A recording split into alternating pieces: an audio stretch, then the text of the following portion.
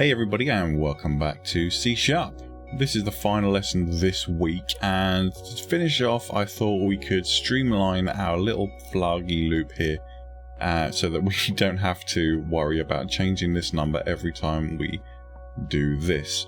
So what we're going to do is we're going to use a new thing, or it's not a new thing in terms of code, but it's a new thing to you guys, and it's called a for each loop. So what we want to do is we're just going to type in for each like that, and then if we double tap tab, it will create a for each loop for us. And as you can see, it's got for var item in collection, which is good. So what we've got here is flaggy numbers is our variable. So what I'm actually going to do is I'm just going to Control C, and I'm going to replace collection with flaggy numbers. So what we're saying is for each item in flaggy numbers, we want to do something, and what we want to do is copy this line, Control C that in there, Control V that in there, and we're actually going to change this so that it says flaggy number. So for each flaggy number in flaggy numbers, we want to print finally you like brown flaggy. I'm going to just get rid of that so that it just says flaggy number, and then we can actually get rid of our for loop there completely.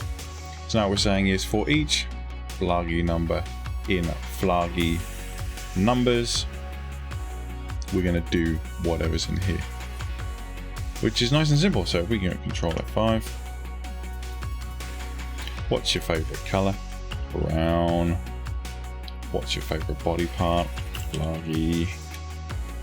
And then it prints out these. So what happens now is I can actually just keep adding values to this. So I can just say ellipse.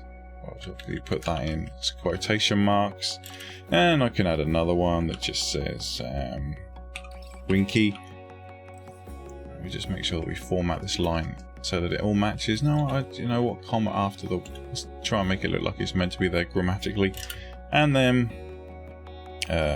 booby at the end of there. We can't have a body parts list without boobies, can we? Now if we go Control F5 again, we can just type in brown as our color and flaggy, and there you go. It just cracks on and just prints one out for every single one of those. So that's a really nifty way of iterating through our list without having to keep changing this variable in here so that it matches this number up here. We can just check how many items there are in there and just go through them all.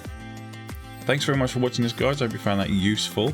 Look forward to next week's classes. Let me know what you think in the comments below, and I will see you in the next one. But until then, you promise you'll take damn good care of yourselves, guys. Bye bye. Flaggy.